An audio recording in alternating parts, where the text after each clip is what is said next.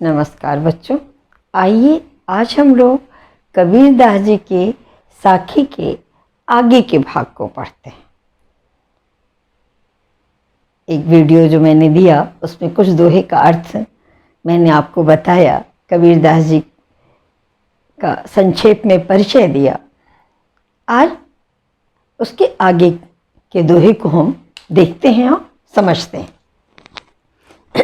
बूढ़े थे पर उबरे, गुरु की लहरी चमंकी, भेरा देखा जरजरा, उतरी पड़े फरंगी।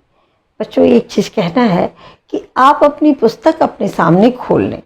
पुस्तक खुली रहेगी, आप उसमें देखेंगे तो आपको अर्थ अच्छे से समझ में आएगा। बूढ़े थे पर उबरे, कबीरदास जी कहते हैं कि बूढ़ना का अर्थ होता है बेटा डूबना। मैं डूबने ही वाला था कि मैं उबर गया, बच गया।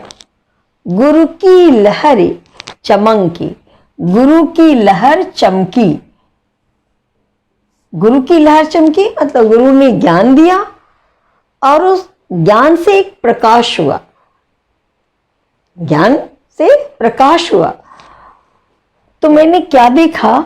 भेरा देखा जरजरा, उतरी पड़े फरंगी। मैंने देखा कि जिस भेरा नाव पर मैं चढ़ा हुआ हूं, जिस नाव पर चढ़ के मैं इस भवसागर को पार करना चाहता हूं, वो जरजरा टूटा फूटा है।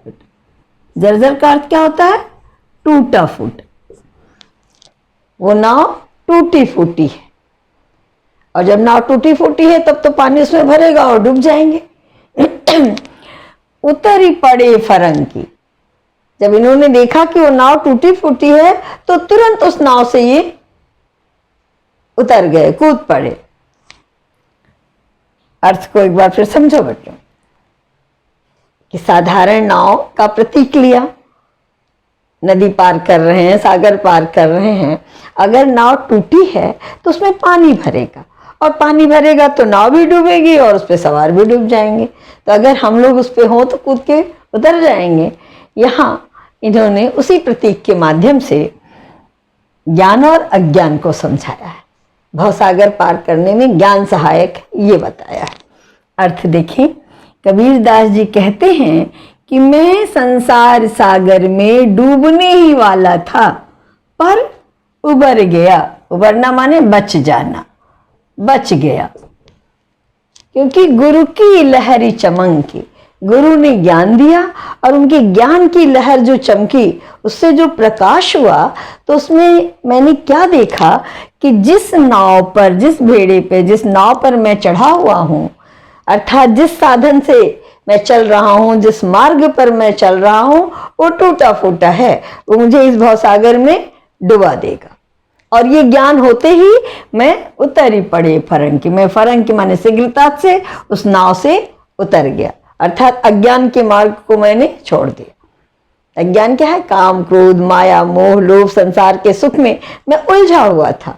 और जब गुरु ने ज्ञान दिया तो मैंने क्या देखा कि ये तो मुझे संसार सागर में ये मार्ग डुबा देगा, और मैं उस मार्ग से उतर गया। ज्ञान के मार्ग पर, गुरु के द्वारा बताए हुए मार्ग पर मैं चलने लगा।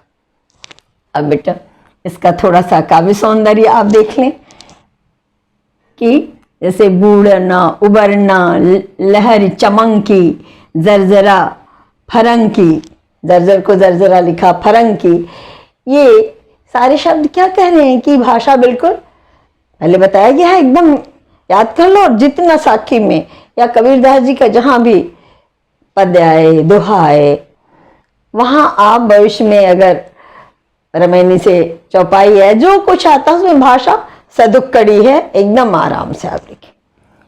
छंद दोहा है, भाषा सदुक्कड़ी है, और पहला लिखिएगा कि गुरु की महिमा का वर्णन किया है कि गुरु ने ज्ञान दिया। अब अनुप्रास अलंकार है, ने बताया ना, चमंकी, फरंगी, तो अंत्यानुप्रास होगा ज, ज, र, र, वर्ण की आवृत्ति हो रही है तो अनुप्रास अलंकार हो जाएगा। बेटा पूरी साखी में शांत रस है, एकदम आराम से लिखिएगा। शांत रस, दोहा छंद, प्रसाद गुण और अर्थ समझिए उसको एक पंक्ति में, ये आपका काव्य सौंदर्य हो गया। आगे जैसे जैसे बढ़ेंगे मैं बताती जाऊंगी और आप एक का लिखिए, एक दो पंक्ति छोड़ के दूसरे का अर्थ लिखिए। कुछ दिन अभ्यास करिए, उसके बाद आपको लिखने की आवश्यकता नहीं रहेगी। चलिए, चिंता तो हरि नाव की और न चिंता दास, जे कुछ चितवै राम बिन सोई काल के पास। इसमें क्या कहते हैं? चिंता तो हरि नाव, यहां नाव का अर्थ नाम है बच्चों। ये क्या है? नाम, कि हरि नाम की चिंता करनी चाहिए। चिंतन, चिंता कर चिंतन मनन। और न चिंता दास, दास का अर्थ है भक्त।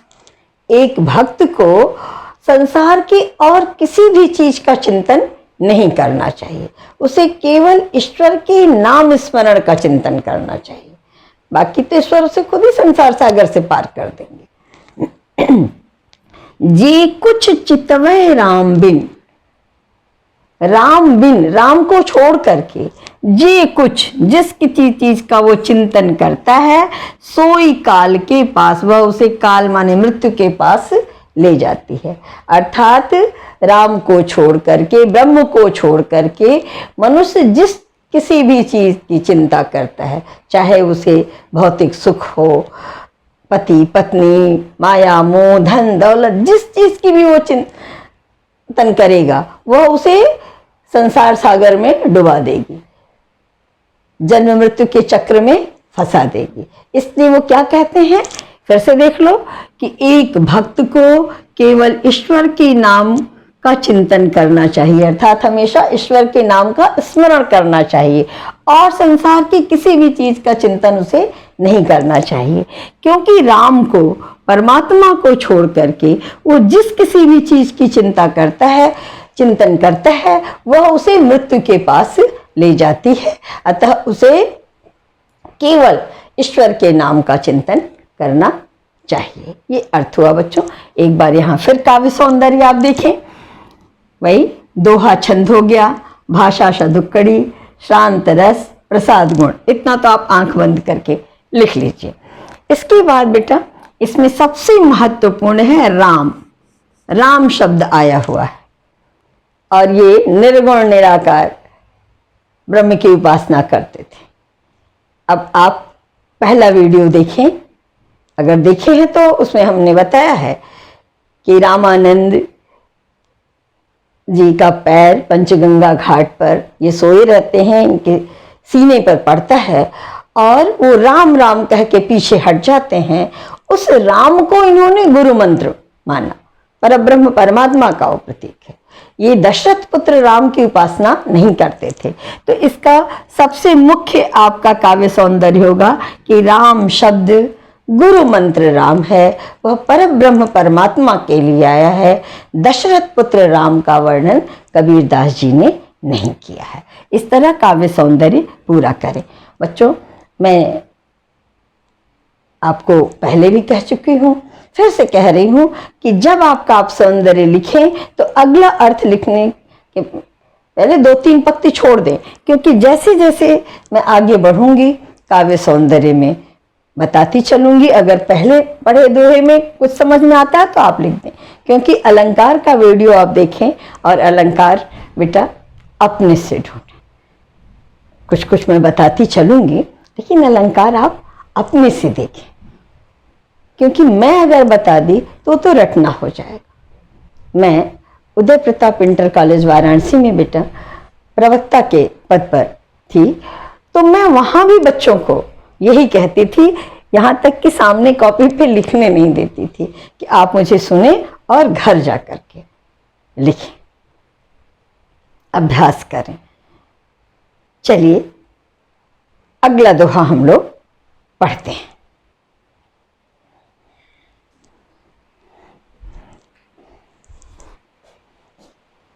आइए अगला दोहा देखते हैं।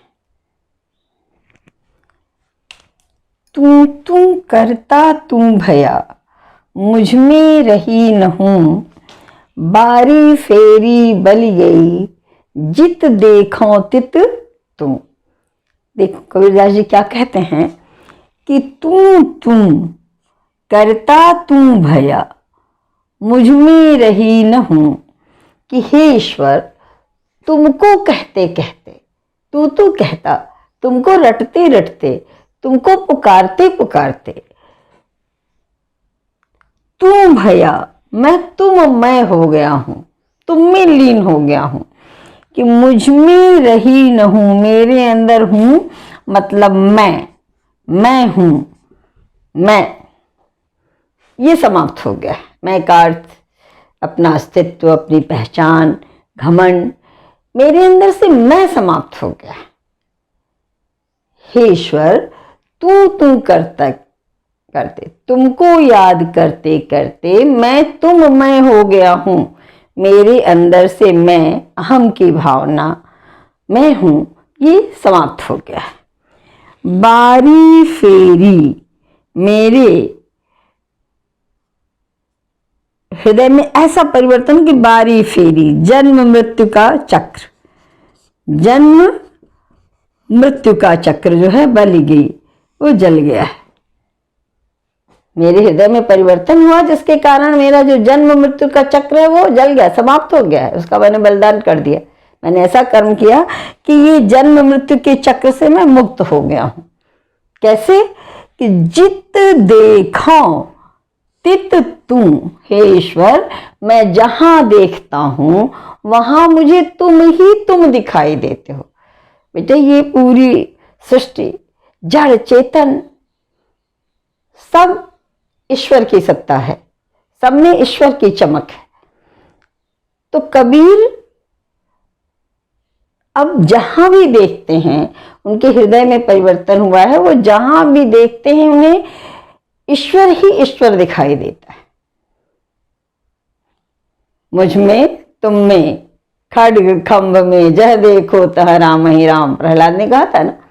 तो उसी स्थिति में कबीरदास जी पहुंच चुके हैं कि वो जिधर देखते हैं उधर उन्हें ईश्वर ही ईश्वर दिखाई देता है, ईश्वर में हो गए हैं। इसलिए बारी फेरी, जन्म मृत्यु के चक्र जो है वो जल गया है। जन्म मृत्यु के चक्र से उन्हें मुक्ति मिल गई है, ऐसा उनके अंदर आत्मविश्वास है। एक बार अर्थ बेटा फिर से, कि तू करता तू भया, मुझ में रही न हूं। कबीरदास जी कहते हैं कि हे ईश्वर, तुमको याद करते करते मैं हो गया हूं। मेरे अंदर मैं की भावना समाप्त हो गई है। मैं जिधर देखता हूं उधर तुम दिखाई देते हो, इसलिए मैं जन्म मृत्यु के चक्र से मुक्त हो गया हूं। अब बेटा इसका काव्य सौंदर्य वहां थोड़ा अर्थ और स्पष्ट कर देना। पहले तो तू करता तू भया, तो नाम स्मरण की महत्ता पर बल देते हैं कि ईश्वर के नाम का स्मरण करना चाहिए। दूसरा है ईश्वर मैं समाप्त होने पर, अद्वैतवादी सिद्धांत है कि घमंड समाप्त होने पर जीव स्वयं ब्रह्म बन जाता है। जीव ब्रह्म बन जाता है क्योंकि वो ब्रह्म का अंश है। अब इधर देखिए बेटा कि दोहा छंद है, भाषा सदुक्कड़ी है, मैंने बताया शांत रस, प्रसाद गुण, ये लिखते चले। अब यहां थोड़ा सा फिर से देख लो बेटा, एक में बता चुके तू दो बार आया ना, तो पुनरुक्ति प्रकाश अलंकार, चूंकि हाई स्कूल में पुनरुक्ति प्रकाश अलंकार नहीं था, आप नहीं पढ़े हैं, तो ये जान जाइए बहुत सरल सा है कि जहां एक शब्द दो बार आए वहां पुनरुक्ति प्रकाश अलंकार हो गया। माने एक से अधिक बार एक ही शब्द आए तो पुनरुक्ति प्रकाश अलंकार। तू इस तरह आप काव्य सौंदर्य इसका लिख लेंगे। आगे देखा जाए, कबीर सूता क्या करे, काहे न देखे जाग, जाके संग तह बिछड़िया, ताहे के संग लाग। कबीरदास जी क्या कहते हैं, हम सबसे कहते हैं, सारी जीवात्माओं से कहते हैं, सूता, सोने का अर्थ बेटा यहां आलस्य से है। सोना मतलब आलस्य। सो करके क्या कर रहे हो, आलस्य में पढ़ करके क्या कर रहे हो, काहे न देखे जाग, क्यों नहीं जगते हो। जग करके देखते क्यों नहीं हो? जगने का अर्थ है मोह निद्रा को, जो माया मोह के चक्र में हम पड़े हुए अपना मानव जीवन व्यर्थ कर रहे हैं, उसके लिए कहते हैं कि तुम सोए हुए हो, माया मोह के चक्र में पड़े हुए हो, इस मोह निद्रा को छोड़ो, जगो और काहे न देखे जग करके देखते क्यों नहीं हो कि जाके संग तय बिछुड़िया ताही के संग लाग।